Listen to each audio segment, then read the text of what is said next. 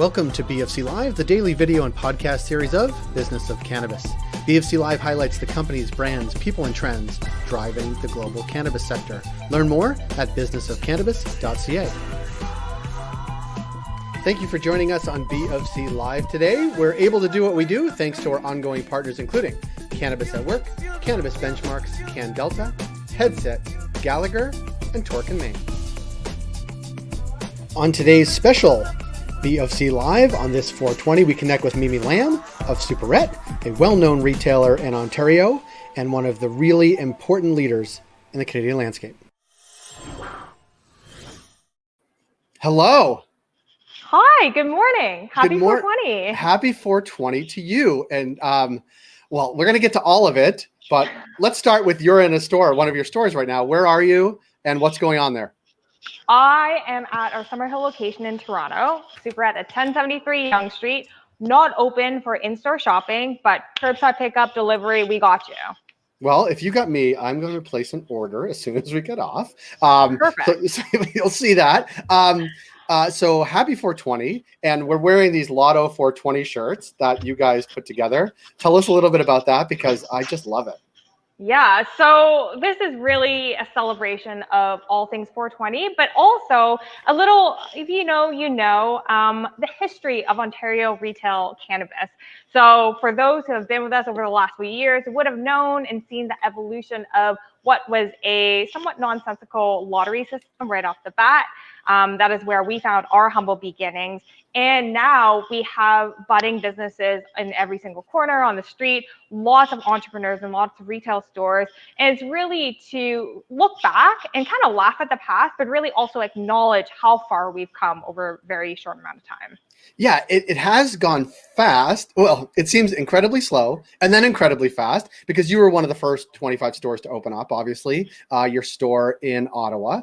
And now we're up over 600 something and have surpassed Alberta. And when you look on a graph, it's like, slowly, then bam, sort of Ontario took off. Like, how have you seen the landscape shift? Because like, obviously it was great to be one of 25, but you had ambitions to grow and grow and grow. Talk a little bit about sort of that, how you've seen that sort of ramp up and how the dynamic changed, I guess, in store when there's lots more stores for people to choose from. Yeah, for sure. I mean, so much has changed. Like, I think back to when the government first announced the lottery system at the end of 2018, and that rush to get the first store open by April 1st of 2019 was a period of my life that I will never, ever forget. And it was kind of marked by a lot of crazy stories, but, we're here. And I think at that time, I still remember the narrative at that point was like very limited touch points and very limited supply. But over the course of a few years, we've seen all these access points open up to customers, which is great. As a customer and a consumer of cannabis, to see the normalization of cannabis throughout the entire province, to see the ability to access more product is just phenomenal. And let's not forget about the actual supply, innovation, products, formats, brands. It's all in the right and moving in the right direction. Are we there yet? And dream state world of cannabis in Ontario? No, but we've come a really, really long way, and something I'm really grateful for. Yeah, it feels like, I don't know. It's like as soon as things like started to get to normal, like in early 2020 with like new products in the shelves, new stores opening up, a path to get to more and more stores, that all sounded great. Then it was like COVID. And this was like a little over a year ago. And it was like, oh my goodness, what are we going to do? But then there was some terribly bad news, which I think we talked to you about almost in real time last year, which is like everybody shut down, no stores open, which felt awful. Then almost within sort of 48 hours, it was, no, you can open and now you're essential. And by the way, you could do curbside and delivery and e-com. And you're like, oh my goodness. And then companies like yours were just like, we could turn that on. I mean, it's not as easy as I just snapped, but you did turn it on. And I guess that's one of the questions, like that shift in how you actually operate is a lot. Like, it's a lot for any business of any age to like shift whole cloth almost in 48 hours. But like, how have you managed that? Not sort of in real time last year, but thinking about how it's either changed or sped up or improved your operations overall in that past year. Because Yeah, for sure. And I think you alluded to this, but I think the cannabis industry is somewhat uniquely positioned to deal with changes and deal with challenges. I'm not going to say that the entire last 12 months was entirely predictable and we could plan for every single change there. And I think it's important to be in that entrepreneurship mindset all the time. And so for Superette as a team, there's a high level of flexibility and understanding that allows to tackle these changes and these challenges in these potentially challenging situations together. And so, for example, our stores, just to what you said, we were open and then we weren't allowed to open. And then very quickly we were allowed delivery, which is something that was not contemplated before. And so it's, for the people who might be reading the headlines and hearing cannabis stores can now do delivery, it's not as simple as that. It's, the service providers, it's the SOPs, it's the training, it's making sure we can do that in our way and in a way that is safe. But all along the way, we really do it together. And I think about how much we've been able to grow. And so every flip side of a challenge is an opportunity. So I think about the focus that we've given to our e-commerce program, our product program, which has a reach that is well beyond Ontario and Canada. And it's been really great to see that play through. And so really proud to say that through these changes and through lockdown and everyone staying at home and perusing which brands resonates with them, our product has reached all around the world, which is really, really incredible. We've had an extra emphasis on the constant feedback loop that we get from our customers and from our team members, and so we've really built out a robust content program, starting out a blog that tackles topics that people want to be talking about and have questions about.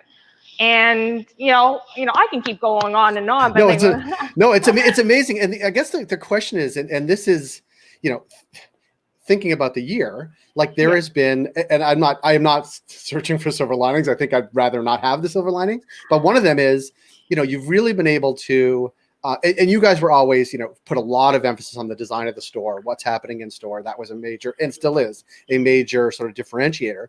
But the fact that you were allowed to add, or really encouraged to add out of necessity, this, like, how do we actually attract people from a geography that is actually way beyond what we could even service, but even what you can service, like it does, my sense is, and I've seen some analytics that others have shared, that Superette punches way above its sort of, free store component, right? Like in terms of sort of web traffic and attracting things. And like, did you need to bring on, I guess, other talent to sort of think about how to like draw those people and use that as a funnel, or was it just sort of core to what you were already doing? So our brand is very, very tight, and we manage the growth of our brand very critically. And so over the course of the last 12 months, we've really had to look back and like what it means for our brand to show up if you can't be in a physical space. How does that translate across all social media platforms, across all channels? I think that really resonates with customers. And I think that's the reason why we do punch above our weight in terms of reach, is because we're uniquely us. And I think that's really, really important because that kind of transcends everything that we do. And so, outside of just purely, what you see on digital, it's really about building the community. And so I think about even how we engage with our community, how we give back, how do we keep spirits high with our neighbors? That's what we've been focusing along the way. Not with the sole focus on like how do we get that much engagement on a single post, but about building that cohesive story so that every touch point with the brand is consistent. Yeah. And can we talk, so that's like, all those things are super important, all the things you said. And so is location. And can we just talk about that for a second? Because certainly you're in the Summerhill location, which is on Yonge Street, in Summerhill in Toronto. But I want to talk about the Spadina location, which is the newest store. Yeah. I know that. I'm not really, I guess I'm not even asking the question. But that location, and I've been there. Obviously, lots of other people have been there too. And many, many more have actually seen it. Like, if you had to drop a perfect location for a cannabis store, would that be it? I guess that's my question. So there's no perfect location, right? It's working with the existing infrastructure and really adding to the community in the neighborhoods that we're in. So I wouldn't say there's one perfect location because our brand is so flexible. So the Spadina location is perfect for that area. The Summerhill location is perfect for this area. The Wellington location is perfect for our entry into Ottawa, and we're opening up Glebe very soon, which is perfect for that spot. And I think what we really emphasize is, how do we have a lot of fun in building out those experiences that make sense in that community, in that space. And so I'm glad you had a chance to go to Spadina. It is a store that opened in lockdown. So it did open in December of last year. And since then, we've only had a few weeks where people have been able to experience it in store. But, it's a really proud moment to be able to showcase that spot because it's, not on ground level. And so how do we work with that? And so we had a lot of fun with it. We kind of internally, we say it's the Spadina station because a lot of our inspiration were the subway stops and newsstands and bodegas. And, being able to lean into those elements and use those as strengths, that's something that we do really well. It really, it's unbelievable. And those that haven't been there will hopefully soon be there in person. But it is all the things you just said. And when you go in the doors, just to describe for folks who haven't been there, like you go up a few steps or go into a LCBO, which is our Canadian Ontario liquor stores. And a few steps down, you go into the cannabis store. The sign says cannabis.